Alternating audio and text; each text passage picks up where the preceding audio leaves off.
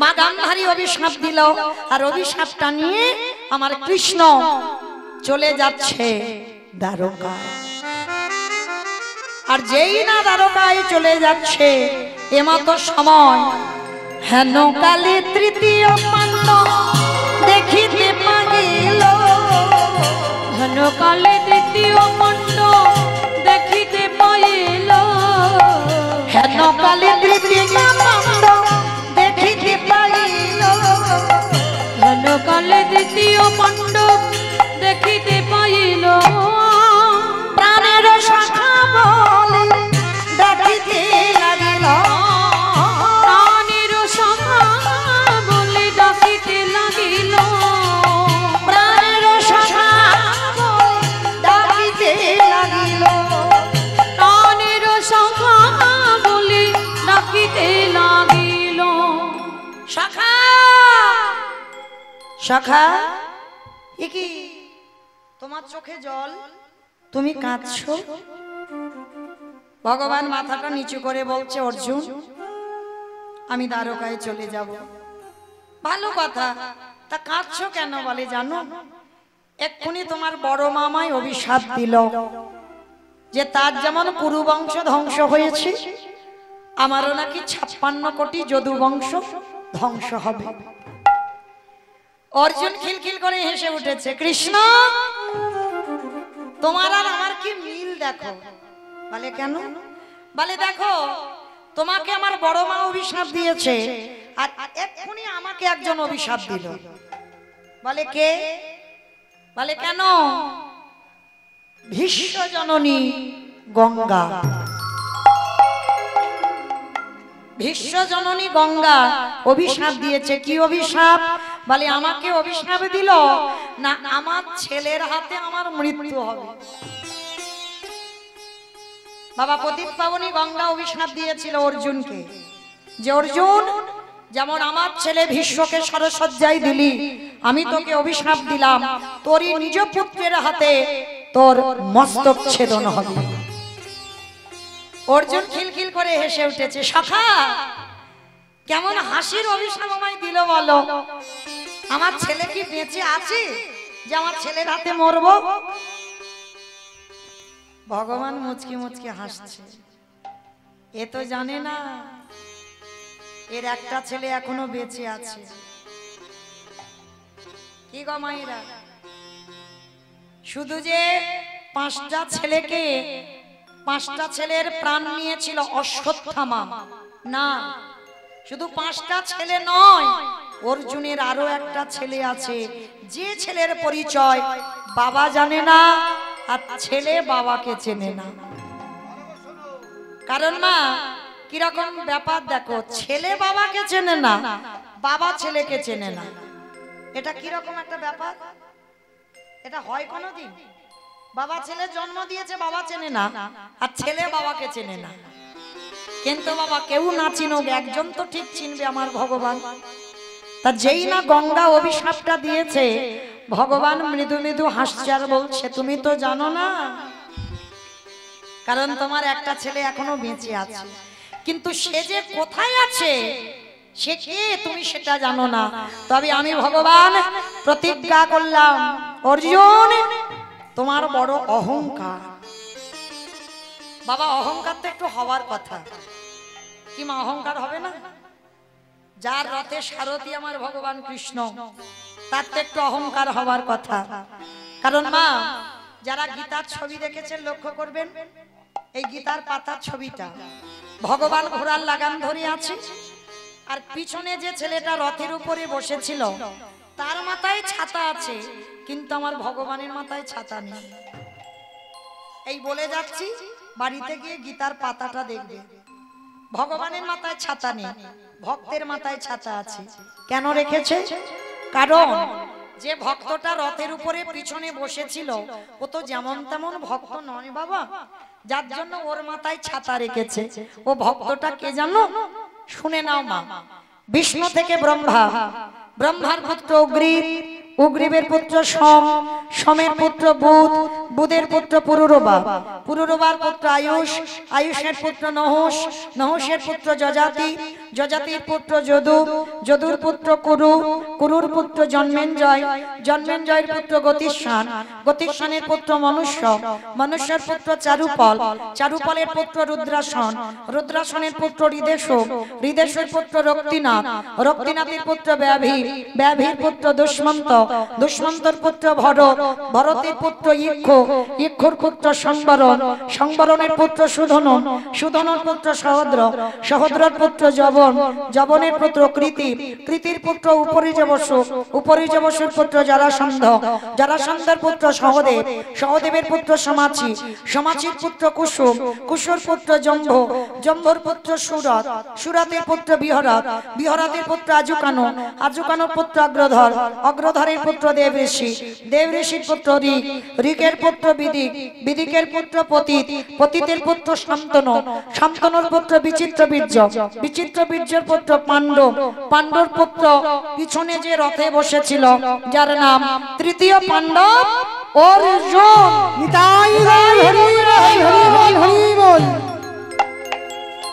এত বড় বংশের ছেলে আজকে সেই ভগবান মনে মনে ভাবলো আমি তোমার রথে সারথি বলে তোমার অহংকার, কিন্তু তুমি তো জানো না যত রথে বসে আছে এই প্রত্যেকের রথের সারথি আমি ভগবান কৃষ্ণ। আমাইরা কোন রথ? যে রথ কুরুক্ষেত্রের মাঠে ওই যুদ্ধ হয়েছিল ওই রথ? দূর, রক্ত মাংসে দেহে গড়া ঘর, এই তো রথ। এই যত রথ বসে আছে রথের সারথিটা কি আমার ভগবান। একটু বাম দিকে হাত দিয়ে দেখেন, একটা আওয়াজ শুনতে পাবে, ধপ ধপ ধপ হচ্ছে না, ধপ ধপ আওয়াজ, যেটাকে ইংরেজি ভাষায় বলছে হার্ট, ওইটা তো পরমাত্মা রূপী ভগবান। যেদিনে ধপ ধপ আওয়াজ বন্ধ হবে কেবল বন্ধু কেবল বন্ধু সকল মায়া ছিন্ন করে আমাদের চলে যেতে হবে ভুলি গৃহ সাজ সবে সপেছি তো রাখো রাখো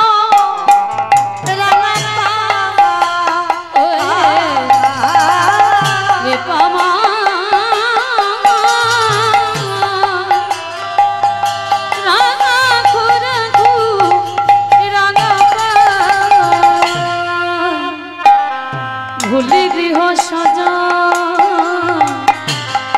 সবে সপেছে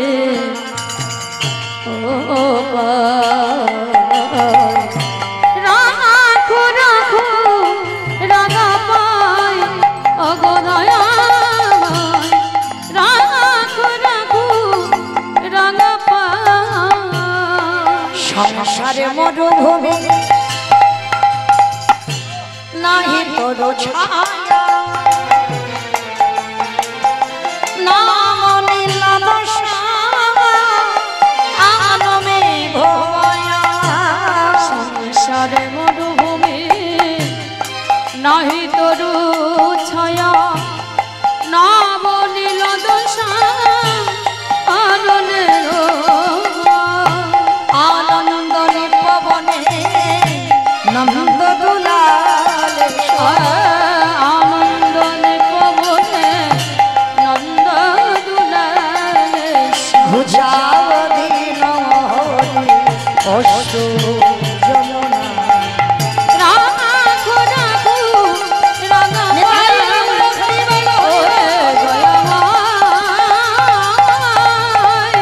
রাখো রাখো রাখো রাখো রাঙা পা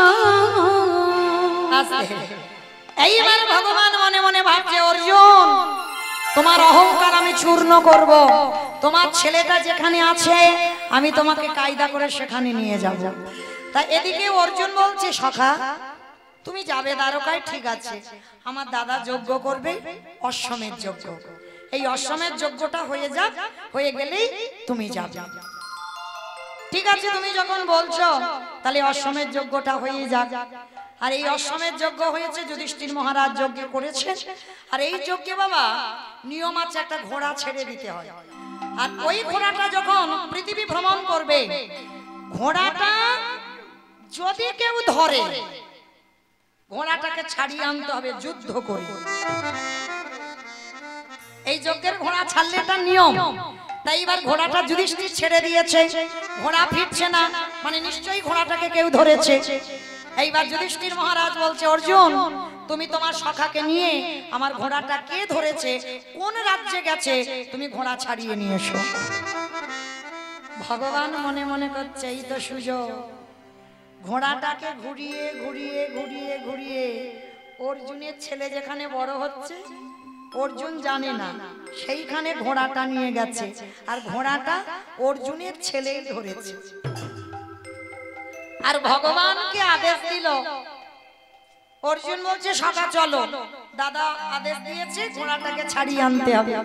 এইবার ভগবান যাচ্ছে, শ্রী হরি শ্রী হরি বলি শুভ যাত্রা কইল। উলুধ্বনি শ্রী হরি বলি শুভ যাত্রা কইল। শ্রী হরি বলি শুভ যাত্রা কইল। শ্রী হরি বলি শুভ যাত্রা কইল। এবারে নানা দেশান্তরে রথ ঘুরিতে লাগিল। এবারে নানা দেশান্তরে রথ ঘুরিতে লাগিল। এবারে নানা দেশান্তরে রথ ঘুরিতে লাগিল।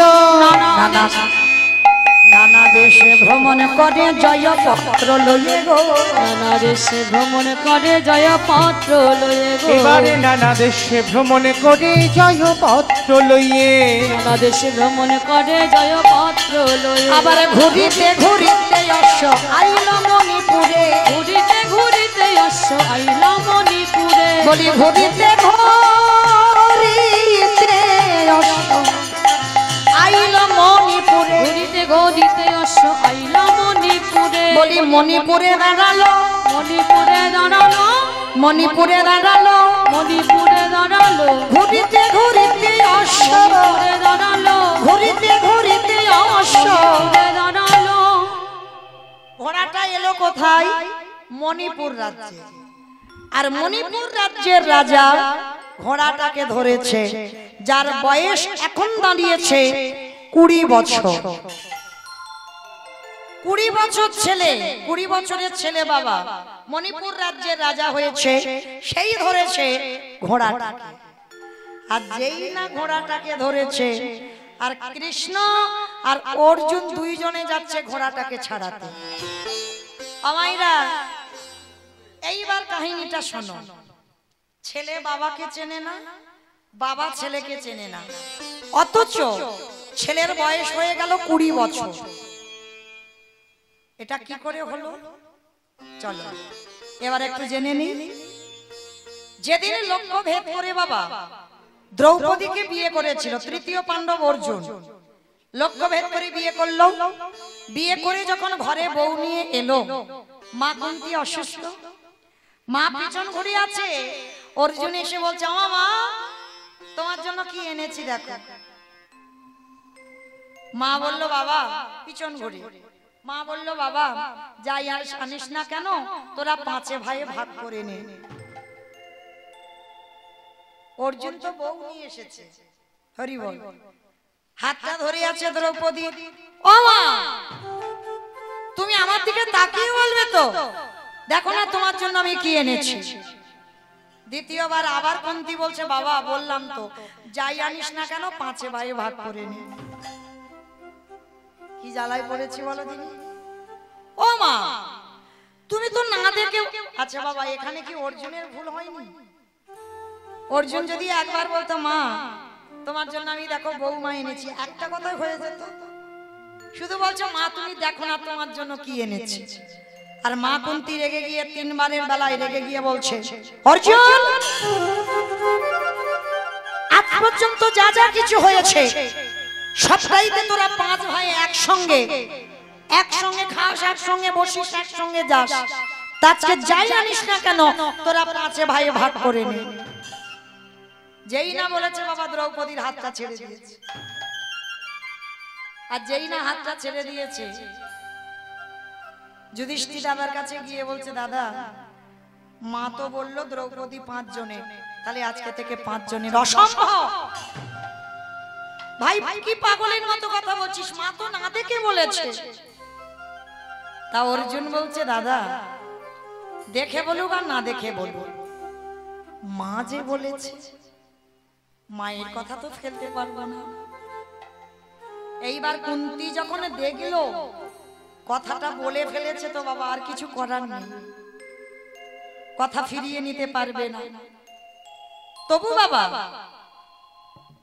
কুন্তী মা বলেছিল যে আমি যখন এত বড় কথা বলে ফেলেছি মা হয়ে, যে দ্রৌপদী 5 ভাইয়ের হবে, তার জন্য আমি আমার পরক্ষণে বলি, তুমি অর্জুনের স্ত্রী অর্জুনেরই থেকো, আমার 4টে ছেলে সন্ন্যাস ধর্ম নেবে। কিন্তু দ্রৌপদী রাজি হয়নি। কেন? মা তুমি মা হয়ে বলেছো, আর মা হয়ে যখন এত বড় কথা বললে, তাহলে তো সিদ্ধান্তটা আমারও মেনে নিতে হয়। কৃষ্ণ দয়াময় এসে হাজির। যুধিষ্ঠির বলছে, কৃষ্ণ তুমি তোমার সখাকে বোঝাও, এটা সম্ভব? ও লক্ষ্য ভেদ করে দ্রৌপদীকে বিয়ে করেছে, দ্রৌপদীর উপরে আমাদের অধিকার নেই। মা তো না দেখে বলেছে, দেখে তো বলেনি। ভগবান মুচকি মুচকি হাসছে আর বলছে, দেখো মা যদি বলে, মার কথার উপরে আমার কথা তো খাটবে না। কি গো মায়েরা, মা কি জিনিস দেখো, মার কথার উপরে ভগবানের কথা চলে না। মা যদি একবার মন থেকে বলে দেয়, তো তোমাদের সেটা পালন করতে হবে। আর এমতো সময় বাবা একজন ছিল সর্বঘাটে কাঁঠালি কলা। কে গো? হরে মুরারি মধু বৈঠবে ভারে, গোপাল গোবিন্দ মুকুন্দ সরে। হরে মুরারি মধু বৈঠবে গোপাল গোবিন্দ মুকুন্দ সরে। রাম নারায়ণ মুকুন্দ মধুসূদন কেশব কংসরে হরে বৈকুণ্ঠ। হরে মুরারি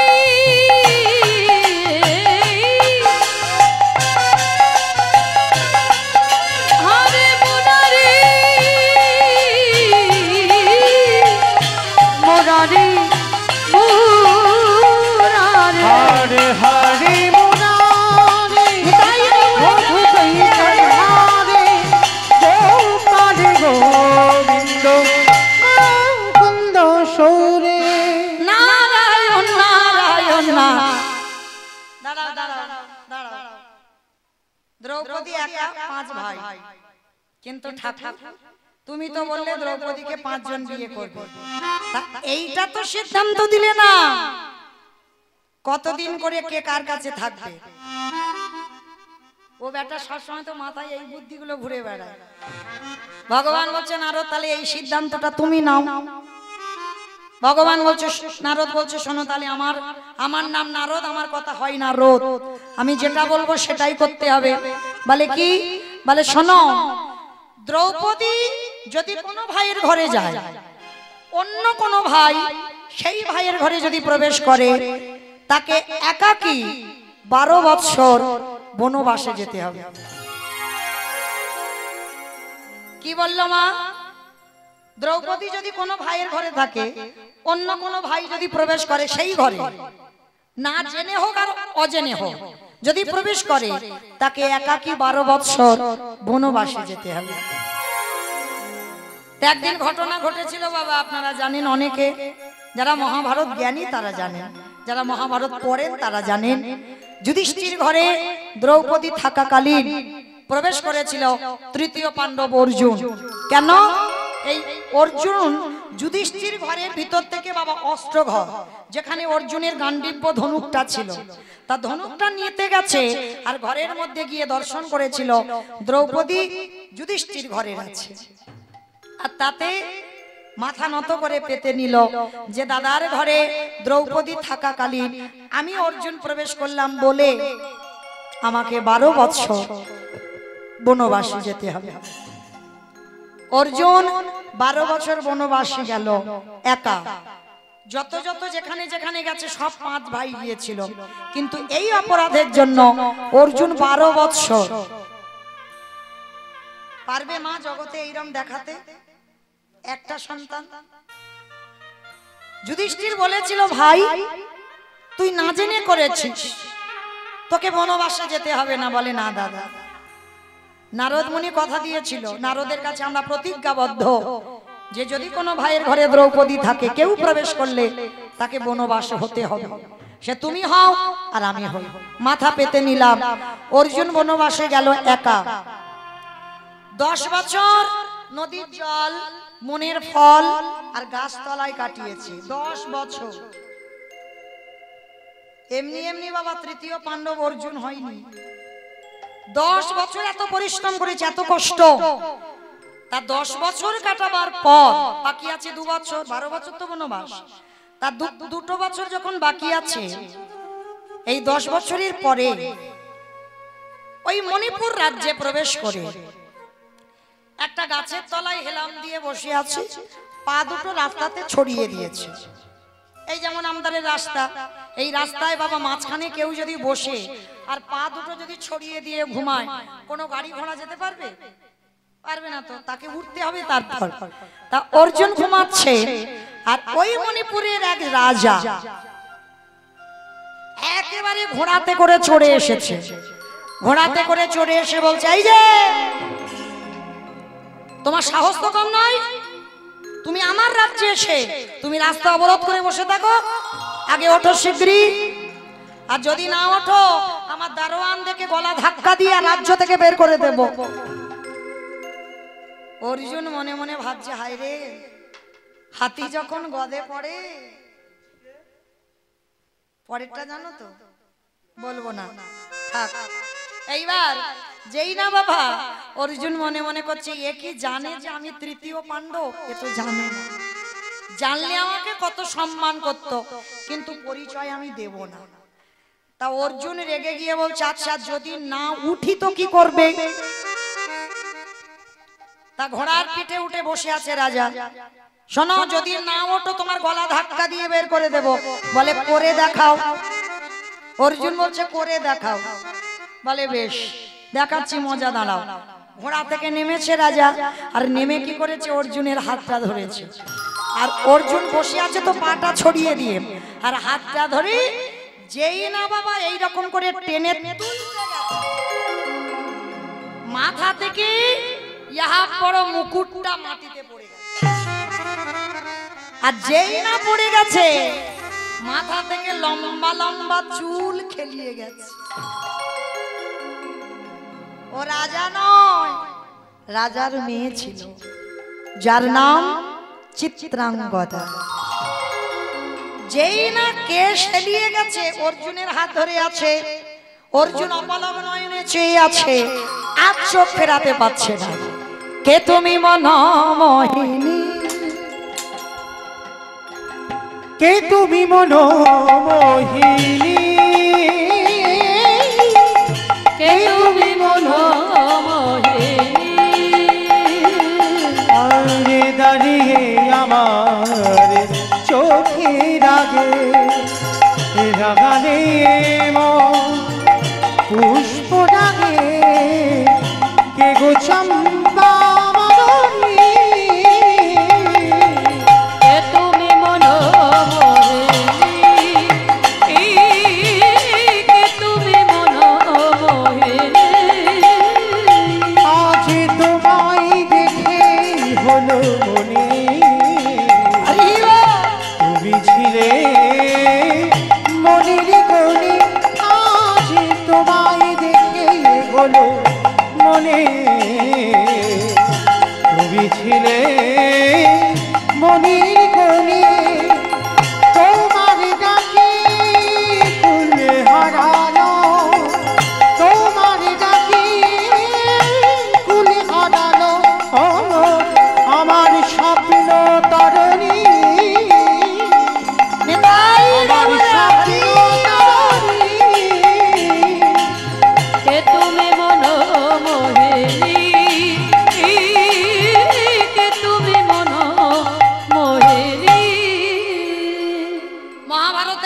নিয়ম আছে বাবা, যেটাকে বলে পানি গ্রহণ। যদি কোনো পুরুষ বা কোনো নারী যদি কেউ কারোর হাতটা ধরে, এই হাত ধরা মানে তাকে বিয়ে করতে হবে।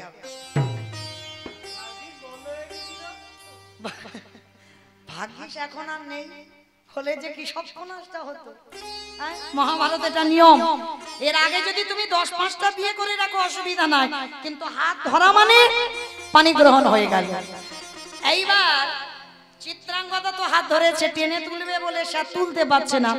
অর্জুন তো রূপবান পুরুষ, আর চিত্রাঙ্গদা ও মণিপুর রাজ্যে রাজকন্যা। তাই এবার আপলক নয়নে চেয়ে আছে, চেয়ে থাকতে থাকতে বলে বলেন, হ্যাঁ গো তোমার নামটা কি?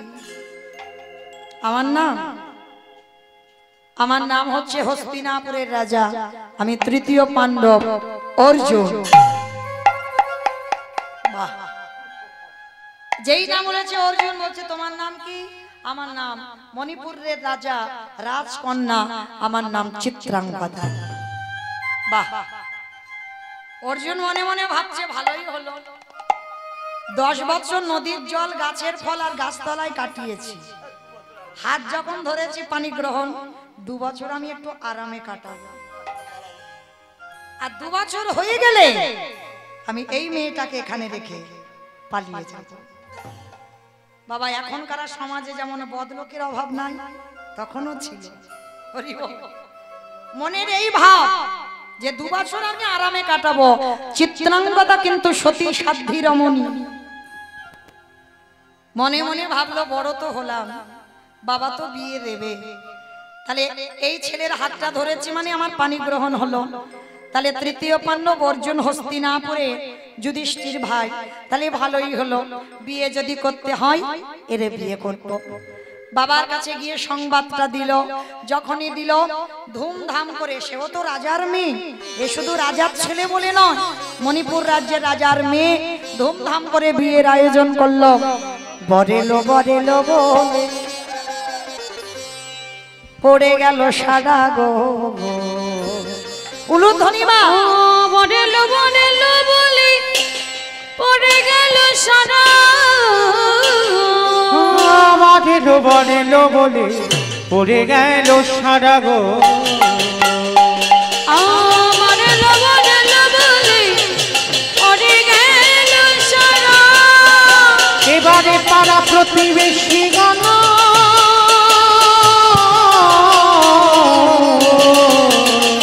সবে হলো দিশাহারা গো, হলো দিশাহারা। পাড়া প্রতিবেশী গণ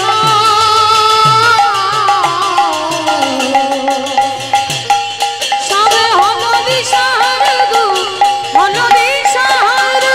ঢাক বাজে ঢোলক বাজে, ঢাক বাজে ঢোলক বাজে, মাদলের দোল।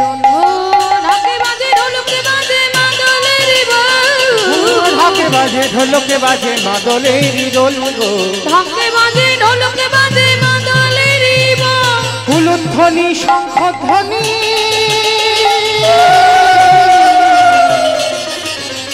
ও ভরিল ভরিল তাদের আনন্দ আর ধরে না, আনন্দ আর ধরে না, অর্জুনের বিবাহেতে, আনন্দ আর ধরে না, অর্জুনের বিবাহেতে আনন্দ আর ধরে না।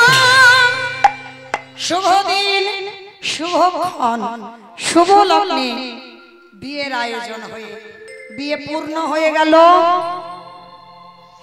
সুন্দর রাজকন্যার সঙ্গে সংসার।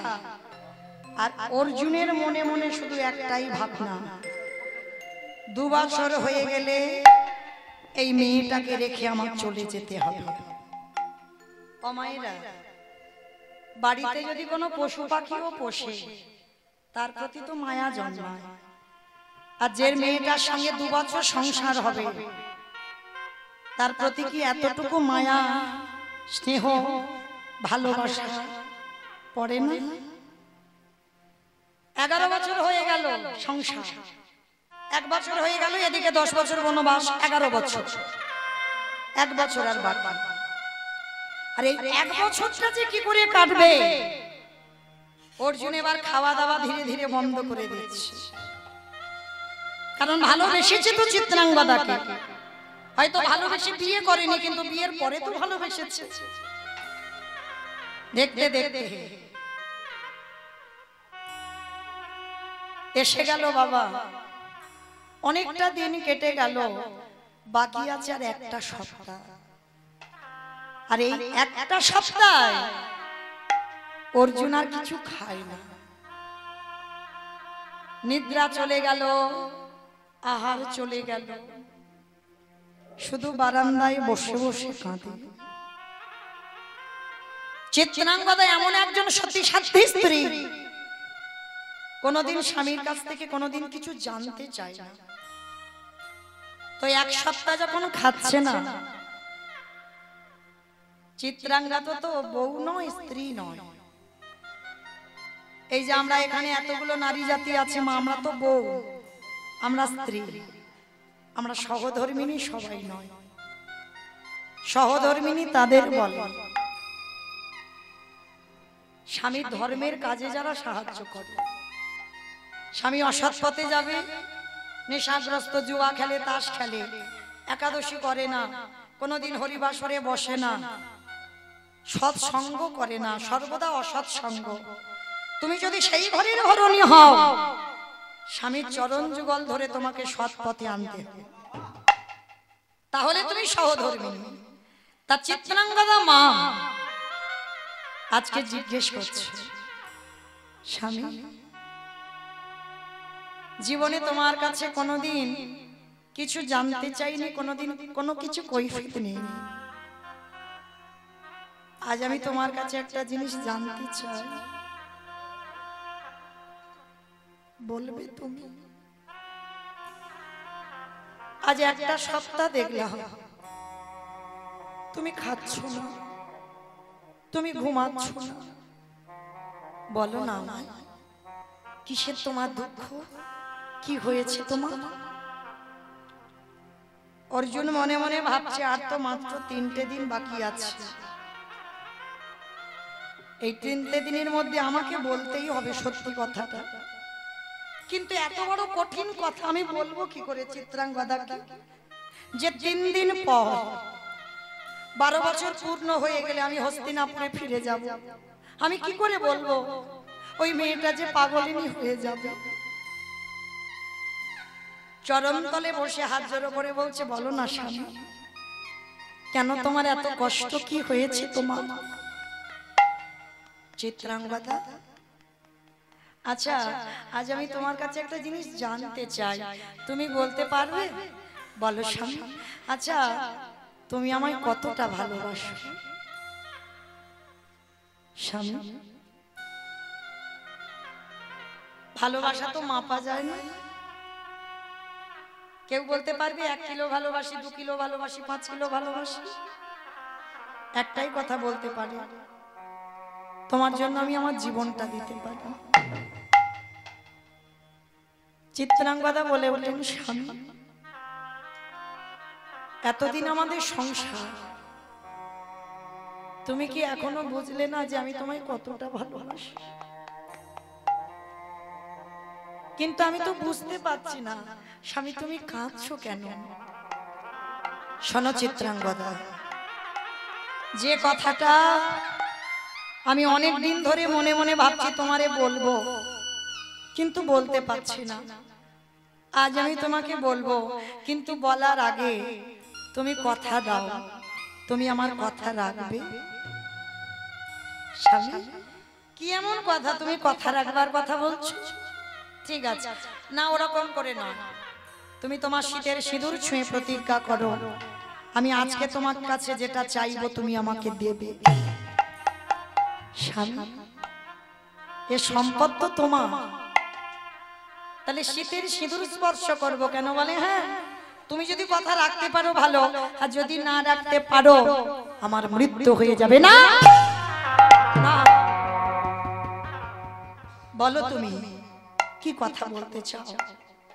ত্রিসত্য অঙ্গীকারে আবদ্ধ হলো চিত্রাঙ্গদা মা। অর্জুন বলে বলেন, শোনো চিত্রাঙ্গদা, আমি এক অপরাধের জন্য 12 বৎসর বনবাস হয়েছিলাম, 10 বছর নদীর জল গাছের তলায় গাছের ফল খেয়ে কাটিয়েছি। 2 বছর বাকি ছিল, তোমার সঙ্গে দেখা হলো। এই মণিপুরে এসে তোমাকে বিয়ে করলাম। আর কাল সকাল হলে সেই 2 বছর পূর্ণ হয়ে যাবে। আর 2 বছর পূর্ণ হলে আমাকে হস্তিনাপুরে ফিরতে হবে। চিত্রাঙ্গদা হেসে বলে উঠলেন, স্বামী এ তো ভালো কথা। কোন মেয়ে চায় যে তার বাপের বাড়িতে থাকবে?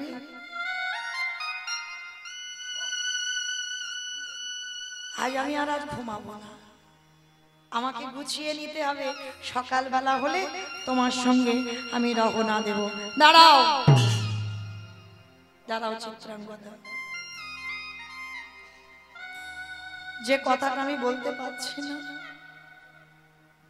আমি হস্তিনাপুরে যাব, আমি তোমাকে নিয়ে যেতে পারবো না। না না, তুমি আমাকে নিয়ে যাবে না কেন? চিত্রাঙ্গদা, যে কথাটা আমার মুখে আটকে আছে বলতে পারছি না, কারণ ওখানে আমি কাউকে নিয়ে যেতে পারি না।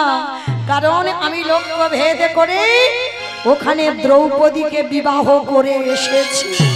চিৎকার করে বলল, স্বামী বলো না। চুপ করো, চুপ করো। তুমি এত বড় কথা তুমি কেন আমাকে বললে না? তবুও চিত্রাঙ্গদা বললেন, বেশ স্বামী, আমি সব মেনে নিলাম। কারণ তুমি আমাকে বলনি, সেটা তোমার অপরাধ। আর আমি তো তোমার কাছে তোমার জীবনে কিছু জানতে চাইনি, সেটাও আমার অপরাধ। তাহলে ভুল যখন দুজনেই করলাম, আমি কথা দিলাম তুমি আমাকে নিয়ে চলো, আমি দ্রৌপদীর চরণের দাসী হয়ে থাকবো। আমি জীবনে আমি বুঝতে দেব না যে আমি মণিপুর রাজ্যের রাজার কন্যা। আমি কোনোদিন বুঝতে দেব না। কিন্তু সারা দিনে তো তোমারে দর্শন করতে পারবো। আমি ওই দ্রৌপদীর চরণ সেবা করব, তুমি আমাকে নিয়ে চলো। না চিত্রাঙ্গদা, আমি তোমাকে নিয়ে যেতে পারি না। কেন পারো না? কারণ আমি নিয়ে যেতে পারি না তার একটাই কারণ, তুমি হলে ছোট জাতের মেয়ে। চিৎকার করে বলে উঠল, স্বামী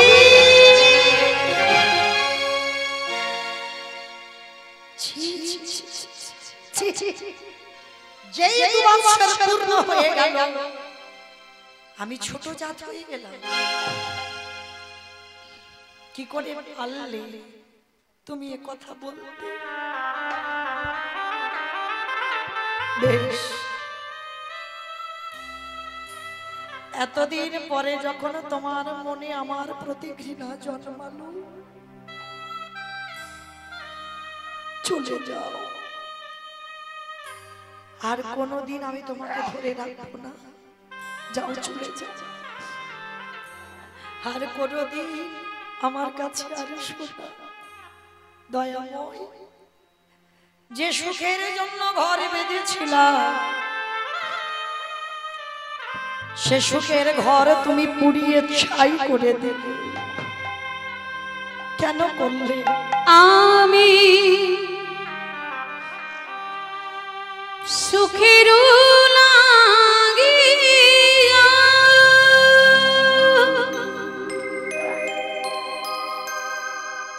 এই ঘর বাঁধিনু,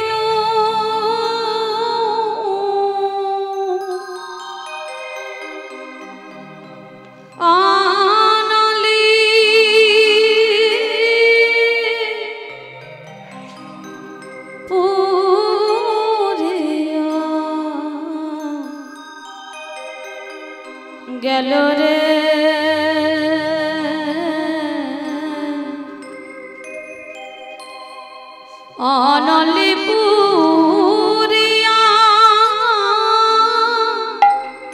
চলে যাও।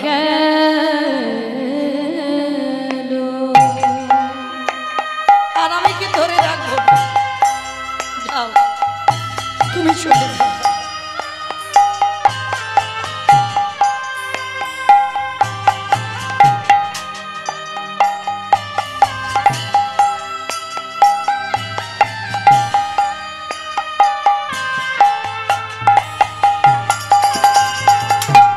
আমি উষাগুরি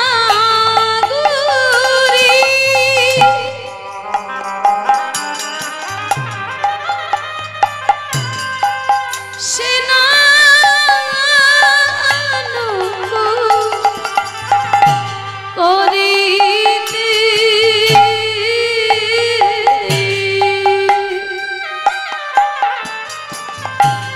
ওগো সকলি গারল হেলুরি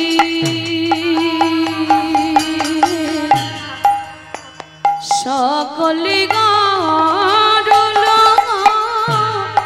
হেলু। চলে যাও, কোনোদিন আমার আর দেখো না, চলে যাও। আর আমি কোনোদিনও তোমারে ডাকবো না।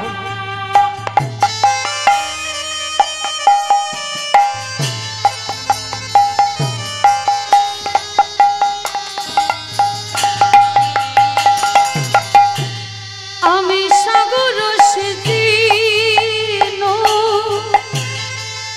মানিক লুকালো, আমি সাগর সেদিন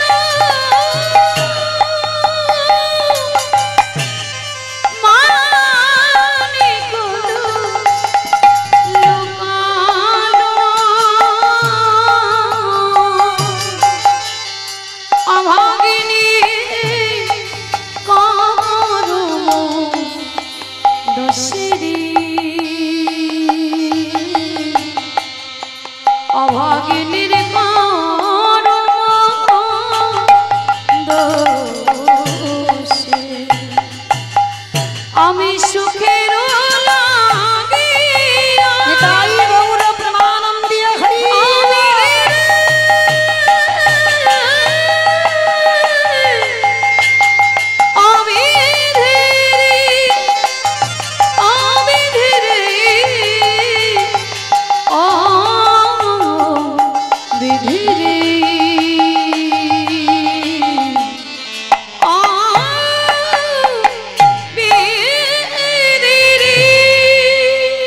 অর্জুন চলে গেল চিরজনমের মতো, আর কোনোদিন দেখা হবে না চিত্রাঙ্গদার সঙ্গে। চিত্রাঙ্গদা মনে মনে ভাবলো, এ জীবনে রেখে কি লাভ? সকাল না হওয়ার আগে প্রাণ ত্যাগ করবে বলে গঙ্গার জলে ঝাঁপ দিতে যাচ্ছে। আর সবে মাত্র ঝাঁপ দিতে যাবে, পিছন থেকে কে যেন দৈববাণী করলো, দাঁড়া, অন্যায় তুই করলি, অপরাধ তোর স্বামী করলো। যে সন্তান গর্ভে আছে সে তো অন্যায় করেনি, সেই যদি বা জানলো স্বামী চলে যাবার পর। তুই অন্যায় করলে, স্বামী অন্যায় করলো, গর্ভের সন্তান কোনো অন্যায় করেনি, তাকে পৃথিবীর আলো দেখা। দৈববাণী শুনে মা চিত্রাঙ্গদা ঘরে ফিরে এলো, আর মুখ দেখাতে পারলো না। সবাই দাস দাসীরা সবাই বলে, স্বামীকে ধরে রাখতে পারলি না, কত কটু কথা। বাবা এই মেয়ের এই কষ্ট দেখে প্রাণ ত্যাগ করলো। 10 মাস 10 দিন পর চিত্রাঙ্গদার কোল আলো করে, সূর্যের মতো তেজ, এত সূর্যের মতো জ্যোতি নিয়ে জন্ম নিল একটা ছোট্ট ফুটফুটে সন্তান, যার নাম রেখেছিল মহাভারতে বব্রু বাহন। নাম রাখলো তার বব্রু বাহন। আর আজকে সেই বব্রু বাহন বন্ধুদের সঙ্গে খেলা করে। একটু বড় হয়েছে, মার কাছে এসে গলা ধরে বলছে, মা একটু বড় তো বোঝে, তোমার সিঁথিতে সিঁদুর আছে, হাতে শাঁখা আছে। ও মামা, সব বন্ধুদের বাবার নাম বলতে পারে, আমি বলতে পারি না, মা বলো না আমার বাবাকে। চিত্রাঙ্গদা ছেলের হাতটা ধরে নিয়ে গেল গোবিন্দ চরণে।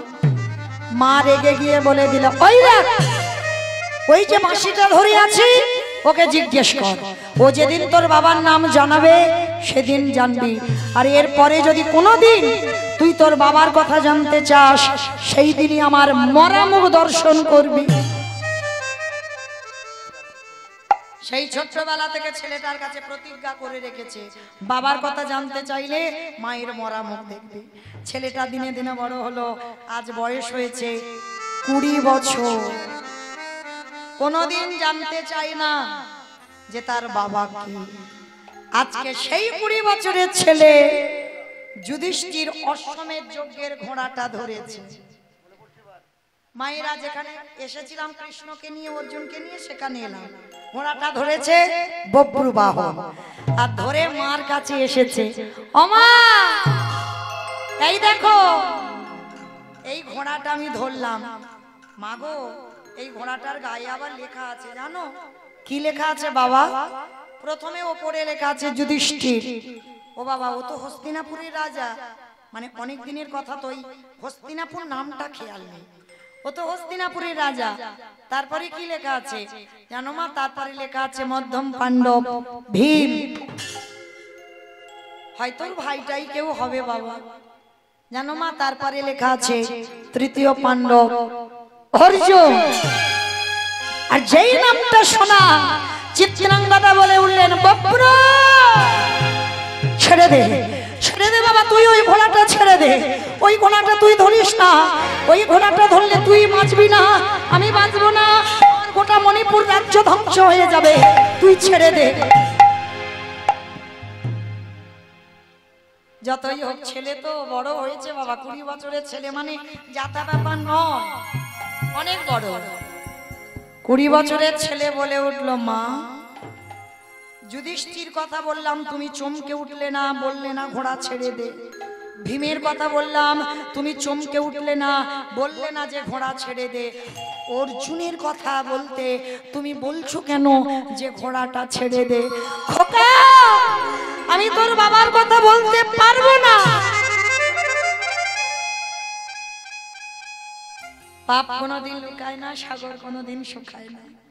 সত্য জীবনে চাপা দেওয়া যায় না বাবা, সত্য প্রকাশ পাবে কোনো না কোনো দিন, দুদিন আগে হোক পরে হোক, সত্যটা সত্য ভাবেই নিতে হয়। এইবার যেই না বব্রু বাহন বলে উঠলেন, মা সেই ছোটবেলা থেকে তুমি প্রতিজ্ঞা করিয়ে রেখেছো, যেদিন আমার বাবার কথা জানতে চাইবো সেদিন তুমি তোমার মরা মুখ দেখবো। সেই দিন থেকে তো আমি আমার বাবার কথা জানতে চাই না মা। তা আজকের অর্জুনের কথা বলতে তুমি আমার বাবাকে টেনে আনলে কেন? অর্জুনের সঙ্গে আমার বাবার কি সম্পর্ক তোমার বলতে হবে। মা আজ আমি 20 বছরের ছেলে, 20 বছরের ছেলে, আমি সব বুঝি। তুমি শীতেতে সিঁদুর দাও, হাতে শাঁখা পড়ো, রাত্রিবেলা মালা গেথে গঙ্গায় ভাসাও, সব জানি। কিন্তু তুমি প্রতিজ্ঞা করে রেখেছো বলে জীবনে কই ফেদে নেই না। কিন্তু আজকে তোমারে বলতে হবে অর্জুনের সঙ্গে আমার বাবার কি সম্পর্ক। না না, আমি তোকে বলতে পারবো না। তা পারবে কেন? তুমি জগতে সতী নারী হবে, আর এই সমাজে আমাকে করে তুলবে তারক সন্তান। সবাই আমার দিকে আঙুল তুলে বলে আমার বাবার পরিচয় নেই। বলো না মা, কেন এত বড় শাস্তি আমায় দাও? তুমি তো জানো আমার বাবাকে, তুমি নামটা বলো না মা। চিত্রাঙ্গদা বলে উঠলে, বেশ। দেখতে দেখতে যখন আমার এত বয়স হয়ে গেল, তুইও অনেক বড় হলি, এতটা জীবন যখন তোকে নিয়েই কাটালাম, আজ আমি বলবো বাবা তোর বাবাকে। মা আজকে তুমি বলবে আমার বাবার নাম কি? বলো না মা। তার মানে আমি জাগরক সন্তান নই, আমার বাবা আছে, আমি পরিচয় দিতে পারবো। বলো আমার বাবাকে। শোন বাবা, তোর বাবা অন্য কেউ নয়, তোর বাবা হলো এই তৃতীয় পাণ্ডব অর্জুন। মা অর্জুন আমার পিতা। মাগো আমি মনে মনে ভেবেছিলাম বোধহয় কোনো ভীরু কাপুরুষের সন্তান আমি, তবে আমার বাবা যদি বীর হয়, আমি হলাম তারই সন্তান, মহাবীর বব্রবাহ। আমি কথা দিলাম মা, আমার বাবাকে তোমার কাছে এনে হাজির করাবো। পারবি? পারবি বাবা তুই? পারবো। এই যে ঘোড়াটা ছাড়াতে অর্জুন আসছে, আমি নিয়ে আসবো মা তোমার কাছে। খোকা শোন, যদি তোর বাবার সঙ্গে দেখা হয়, প্রথমে ওই রথের সামনে যে থাকবে আগে তাকে প্রণাম করবি, কারণ ও না হলে তোকে তো পিতৃ পরিচয়হীন হয়ে থাকতে হতো। আর শোন, তোর বাবা যদি চিনতে না পারে, এই যে 20 বছর আগে বাবা যে মালা গলায় পরিয়েছিল অর্জুন চিত্রাঙ্গদার গলায়, সেই মালাটা শুকিয়ে গেছে। 20 বছর গুছিয়ে রেখেছে মালাটা, ছেলের হাতে আজকে দিয়েছে। নে বাবা, যদি তোর বাবা চিনতে না পারে, আজকে তুই এই মালাটা তোর বাবাকে দেখাবি, দেখালেই চিনতে পারবে। ঠিক আছে মা, তাহলে আমি আসি, কেমন?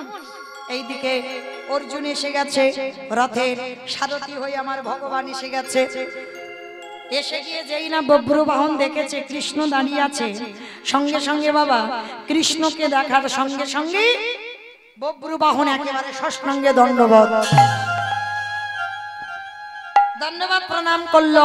ভগবান মাথায় হাত দিয়ে আশীর্বাদ করলো। পিছনে অর্জুনের কাছে গিয়ে বব্রবাহন ডাক দিল, পিতা। এই, আমি তো পিতা হব কেন? আমার 5টা ছেলে ছিল যারা কুরুক্ষেত্রের মাঠে সব চলে গেছে, কেউ নেই। পিতা, তোমার মনে পড়ছে না আমার কথা? এইবার মালাটা বের করেছে, মনে পড়ে তোমার এই মালাটার কথা? মালা? এ মালা কোথা থেকে এলো বাবা? মনে পড়ে না 20 বছর আগে, 20 বছর আগে এই মণিপুর রাজ্যে তুমি রাস্তায় দাঁড়িয়েছিলে পা ছড়িয়ে, আমার মা চিত্রাঙ্গদা ওই ঘোড়াতে করে গিয়েছিল, তোমাকে পছন্দ করেছিল, তুমি আমার মাকে বিয়ে করেছিলে। ভগবান মায়ার দড়িটাকে একটু টান টান করে বেঁধে দিচ্ছে। কি বাবা, ওইটা বাঁধা আছে বলে তো আপনারা আমরা সংসার থেকে বেরোতে পারছি না। আর যেদিন ওই দড়িটা ভগবান খুলে দেবে, তুমি সংসার ত্যাগ করে কৃষ্ণ পাওয়ার জন্য ছুটে মায়ার দড়িটা বেঁধে দিল। আর যেই না বেঁধে দিল, সঙ্গে সঙ্গে অর্জুনের সব মনে পড়ে গেল।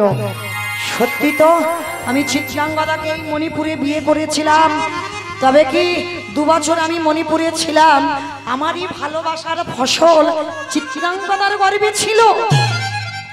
তার মানে আমি জেনে যেতে পারিনি, আমি তোকে ত্যাগ করে চলে গিয়েছিলাম। ছেলেটাকে যেই না অর্জুন বুকে জড়িয়ে ধরেছে, ভগবান মনে মনে ভাবছে, এদের তো আমে দুধে মিশে গেল। আর আমার মেয়ে গঙ্গা যে অভিশাপ দিয়েছিল যে অর্জুনের ছেলের হাতে অর্জুনের মৃত্যু হবে, কি করে হবে?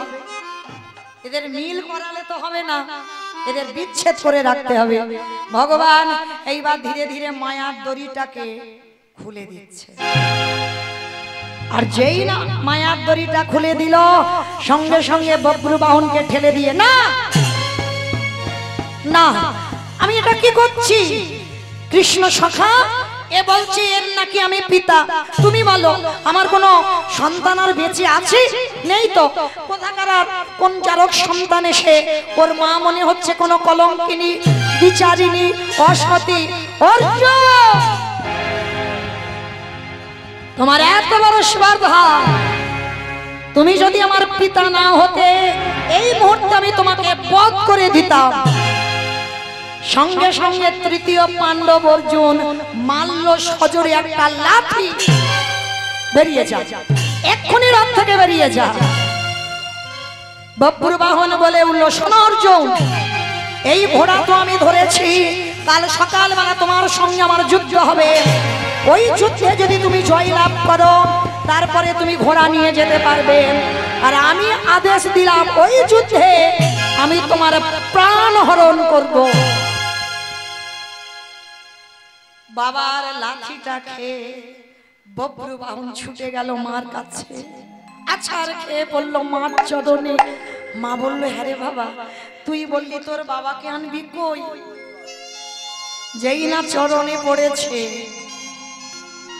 পিঠে দেখছে বাবা একটা লাঠির চিহ্ন, মানে পায়ের যে চিহ্নটা পড়ে গেছে।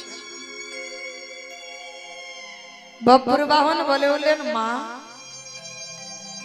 জানো, সবার বাবা হাত দিয়ে আশীর্বাদ করে, আমার বাবা 20 বছর পরে আমার পা দিয়ে আশীর্বাদ করেছে।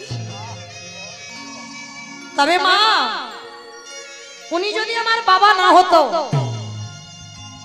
আজ আমি ওনার মস্তক ছেদন করে দিতাম। খোকা, এটা তুই কি বলছিস? হ্যাঁ মা, যে ভাষায় কথা বলেছে তোমাকে নিয়ে, আমাকে জারক সন্তান বলেছে, তোমাকে দ্বিচারিণী, কলঙ্কিনী, অসতী, কুলোটা, কত কটু ভাষা বলেছে তোমার। ওই জন্য আমি বলে এসেছি কাল সকালবেলা আমার সঙ্গে অর্জুনের যুদ্ধ। মা, তুমি আমার আশীর্বাদ করবে না যে আমি যুদ্ধে জয়ী হব?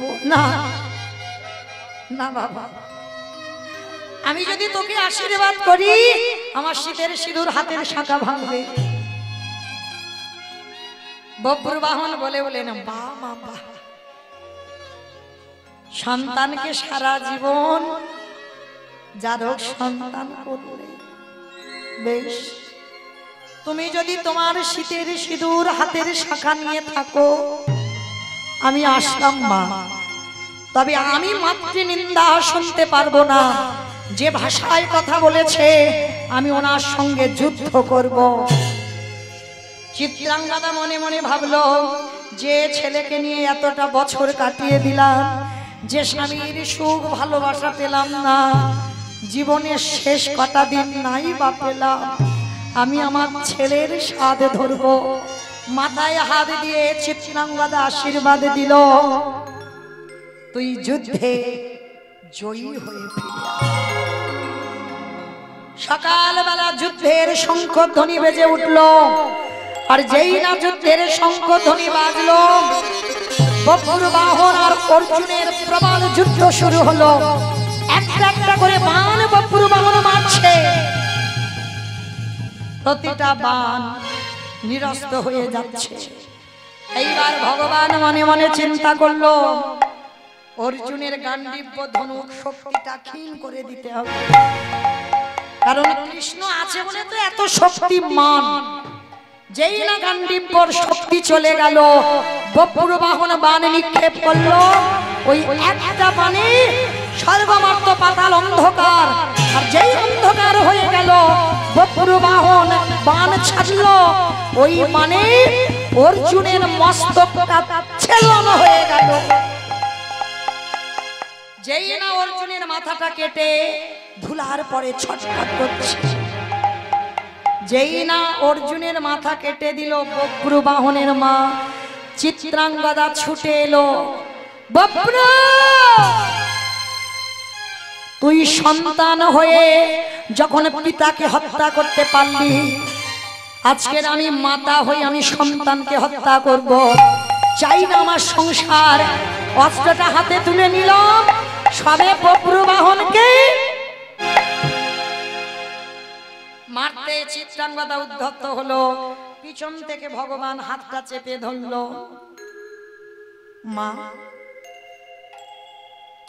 বব্বর বাহন অর্জুনকে মারেনি, ওর কর্মফল অহংকার চূর্ণ করেছি আমি। বড় অহংকার ছিল, অর্জুনকে কেউ নাকি মারতে পারবে না। তাই আমি ভগবান ভীষ্ম জননী গঙ্গার দ্বারা অভিশাপ দিয়ে বব্বর বাহনের হাতে প্রাণটা নিলাম। ভগবান বলল, বব্বর যাও, তুমি এক্ষুনি যাও পাতালে নাগলোকে গিয়ে নাগকন্যা উলুপি, এই উলুপি বব্বর উলুপি ছিল অর্জুনের আরো একটা স্ত্রী। 12 বছর বনে কাটাতে কাটাতে ওই পাতালে নিয়ে গিয়েছিল উলুপি, ভালোবেসে আবার বিয়ে করেছিল। কিছুদিন থাকবার পর উলুপির কাছ থেকে এসে চিত্রাঙ্গদাকে বিয়ে করেছিল। এইবার যেই না উলুপির কাছে গিয়ে বব্বর বাহন মা বলে সম্বোধন করে ওই মাথার মণিটা নিয়ে অর্জুনের মাথায় পরশ করলো। আর যেই না পরশ করলো সঙ্গে সঙ্গে অর্জুন প্রাণ ফিরে পেয়েছিল। আর যখন প্রাণ ফিরে পেল কৃষ্ণ দয়াময়ের সামনে বলল, প্রভু আজ আমার চেতন ফিরে গেল। আজ আমি বুঝতে পারলাম পৃথিবীতে যারা যারা অহংকারে পরিপূর্ণ হয় অহংকার চূর্ণ করে দাও। আমি মনে মনে ভেবেছিলাম কুরুক্ষেত্রে কেউ আমার মারতে পারেনি, তার মানে আমাকে কেউ বধ করতে পারবে না। তাই তো তুমি কৃপা করে আমার ছেলের হাতে আমার প্রাণটা নিলে। এইবার অর্জুন সব জানতে পারলো, বুঝতে পারলো, চিনতে পারলো। আজকে চিত্রাঙ্গদাকে গ্রহণ করলো স্ত্রী রূপে, বব্রুবাহনকে সন্তান রূপে গ্রহণ করলো। তিনজনে আকুল প্রাণে কাঁদলো, প্রভু সেই যদি কৃপা করলে একবার তুমি আমরা নয়ন ভরে তোমাদের যেন যুগল রূপ দর্শন করতে পারি। আজকের অর্জুনের অহংকার চূর্ণ করে ভগবান সাক্ষাতে যুগলে দাঁড়ালেন বব্রুবাহন। আর আজকের মাতা চিত্রাঙ্গদা আর অর্জুন তিনজনে নয়ন ভরে যুগল দর্শন করলেন। স্বামীর বামে স্বামীর বামে স্বামীর বামে দাদা এলো নবীন কিশোরী। ও স্বামীর বামে দাদা এলো নবীন কিশোরী। ও স্বামীর বামে দাঁড়াইল নবীন কিশোরী গো। ও স্বামীর বামে দাদা এলো নবীন কিশোরী। ললিতা বিশাখা যাবি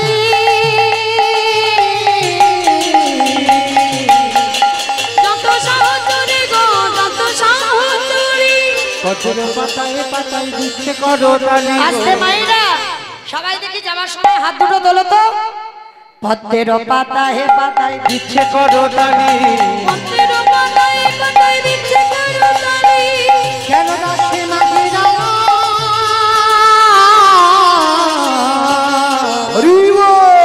মাধুরী গো চরণ মাধুরী। নিতাই গৌরী হরি